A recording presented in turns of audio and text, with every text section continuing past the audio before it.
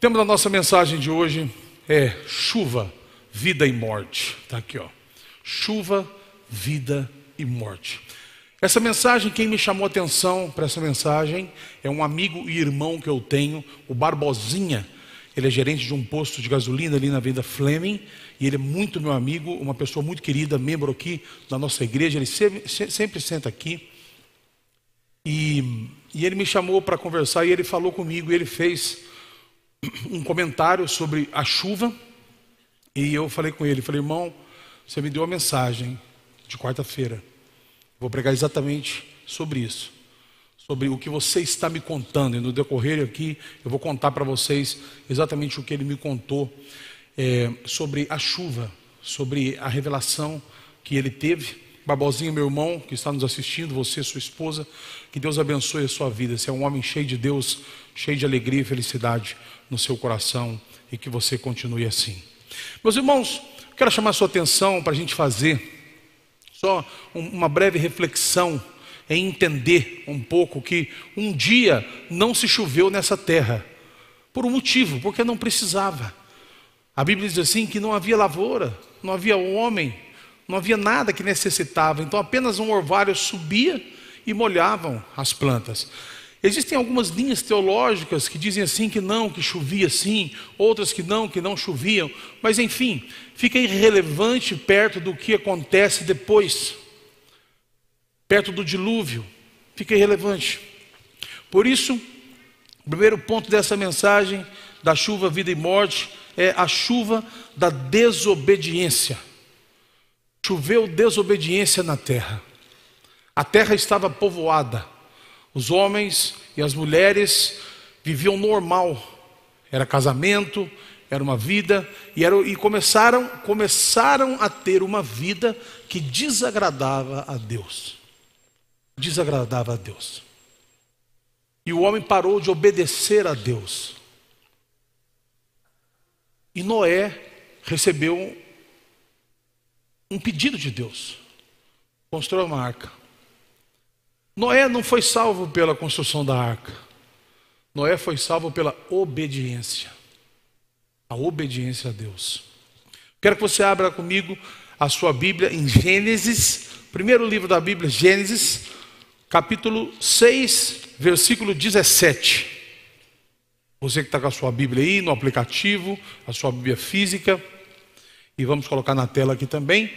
Gênesis 6, versículo 17 diz assim: porque estou para derramar águas em dilúvio sobre a terra, para consumir toda a carne em que há fôlego de vida debaixo dos céus. Tudo o que há na terra perecerá. As pessoas não quiseram obedecer a Deus, e todas essas pessoas morreram.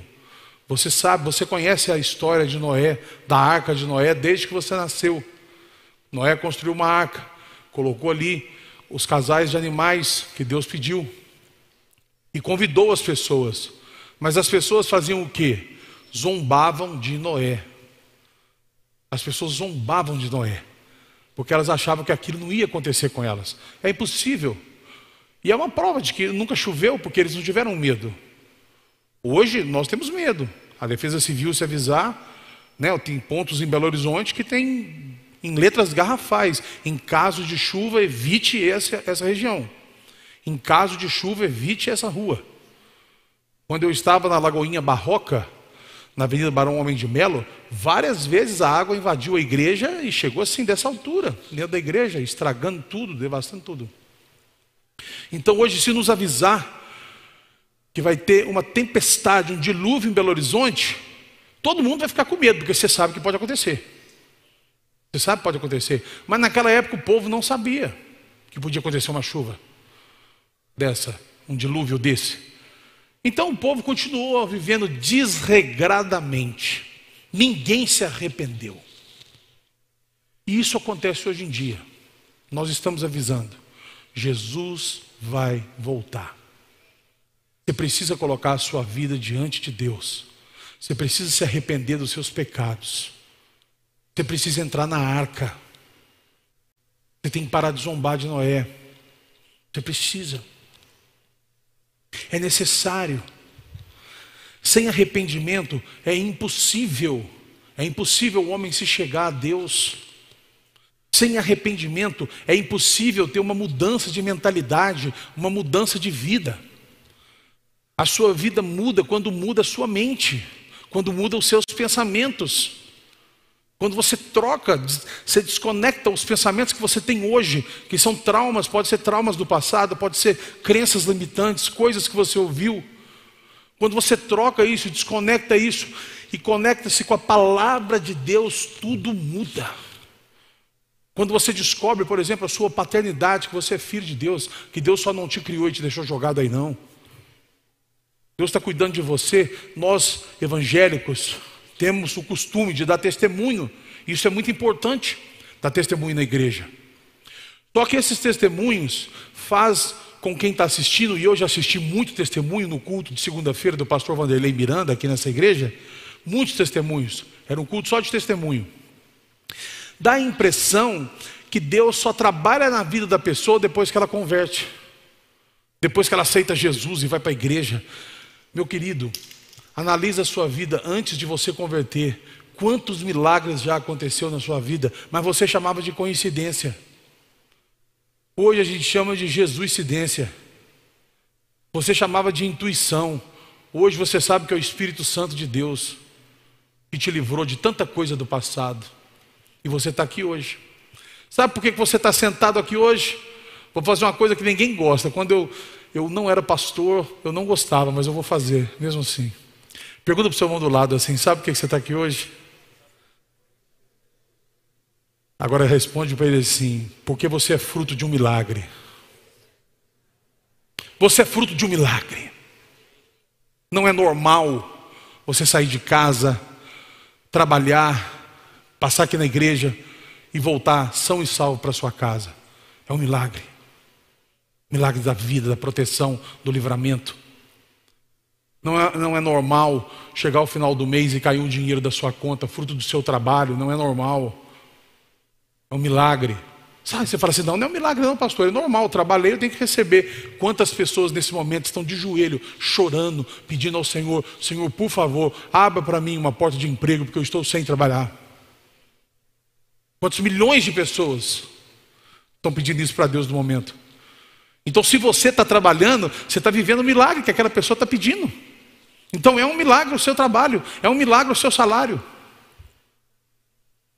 Então se você amaldiçoa a sua empresa, começa a abençoar. Se você amaldiçoa o seu patrão, que você não gosta dele, que ele é chato, que ele é exigente, começa a abençoar ele. Porque se você está comendo, você está bebendo, é porque você está lá na empresa dele, não interessa o jeito que ele é. Abençoa a vida dele, ora por ele, ora para ele mudar, ora para ele ser melhor, faz alguma coisa por ele no mundo espiritual. E Deus vai te recompensar. Não espere recompensa de homens. De Deus você pode esperar recompensa. Quando você estiver trabalhando lá, trabalha como se fosse para Deus. Trabalha como se Deus estivesse te olhando. Quando você faz isso, tudo muda. Tudo muda. Isso aqui é mudança de mentalidade. Faça como fosse para Deus. Comece a abençoar. Comece a pensar na sua vida. O que Deus tem pedido para você deixar? E você ainda não deixou. Eu sei que tem coisa que é difícil, não pensa que eu estou falando aqui para você, para com isso, para com aquilo, não. Tem pessoas que estão no mundo das drogas por fuga, por causa de problemas familiares. Tem pessoa que sai do trabalho e passa num bar e bebe 1, 2, 3, 4, uma garrafa de pinga, por causa que ele está com problema, por causa da situação que ele vive. E ele precisa de ajuda. Ele não precisa só de compreensão, ele precisa de ajuda. Se você está nesse barco, se tem algo que Deus já falou para você, que olha, isso é um vício, talvez não é droga, não é bebida, talvez é outra coisa o seu vício, talvez é outra fuga que você está tendo, e que Deus já falou com você, você precisa deixar. Talvez você não conseguiu deixar, porque você não consegue se abrir para alguém. E chegou a hora de você se abrir. Chegou a hora de você contar as suas fraquezas para quem pode te ajudar. A primeira pessoa que você deve contar é para Deus. E quem sabe procurar um profissional de saúde, se for uma questão espiritual, procurar os pastores, nós temos pastores 24 horas aqui na Igreja Batista da Lagoinha. Depois, no final, nós podemos, se o Luiz estiver em cima, colocar o telefone de quem está 24 horas hoje. Um pastor homem, uma pastora também. Pode colocar na tela. Nós temos o telefone da paz. Se você quiser desabafar, 24 horas. Joga no Google aí, telefone da paz, Igreja Batista da Lagoinha. Você vai achar. De repente chegou a hora de você abrir o seu coração. A chuva da vida ou da morte. Mateus capítulo 7. Abra sua Bíblia comigo. E quem achou Mateus capítulo 7, o primeiro livro do Novo Testamento, diga aleluia. Para eu saber que você achou. Amém. Oh, glórias. Eu faço isso só para ouvir vocês gritar, gente. Que é bom demais uma igreja avivada, né? Que o pastor fala, a igreja, bom demais. Tem dia que eu subo aqui e falo, meu Deus do céu, eu estou falando heresia, eu estou falando alguma coisa está errada em mim. A igreja está pensando em outra coisa. O povo não responde. Pai, me ajuda a ser pentecostal. Panela de fogo. Então a chuva da desobediência foi a chuva de Noé. O povo não obedeceu. O povo zombou, foi zombaria. Quando a gente fala hoje da volta de Jesus, muita gente não acredita. Muita gente quer viver aqui na terra, quer orar, quer ir no Ore Comigo, quer vir na igreja, quer ver os pastores conhecidos, quer tudo. Mas na hora de aceitar Jesus, aí não. Agora eu vou ter que deixar isso, aí não. Aí não. Eu quero a bênção, eu não quero o abençoador. É assim que o povo está lá fora. Eu quero as bênçãos de Deus. Não, Jesus é maravilhoso, foi maravilhoso. Mas ter Ele no meu coração aí já é demais. Olha, é só Ele que pode te levar para o céu. É só Ele que pode te levar para a Nova Jerusalém. Só Jesus. Jesus, Ele não é um caminho. Jesus, Ele é o caminho, a verdade e a vida. E ninguém vai ao Pai se não for por Ele. Ninguém. Então começa a pensar, começa a fazer uma reflexão na sua vida. Você que está me assistindo, talvez num quarto de hotel, talvez em alguma penitenciária. Muitas penitenciárias assistem o nosso programa. Quem sabe hoje é o dia de você mudar de vida. Você escolher, falar, eu vou mudar de vida. Quando você dá um passo em direção a Deus, meu filho, Deus dá vários passos em direção a você, vários. Você fala assim, onde que está isso na Bíblia? Olha, deixa eu te dizer uma coisa. Quando o filho pródigo estava chegando, o pai dele não esperou ele entrar dentro de casa, não. O pai dele foi encontrar com ele lá na estrada.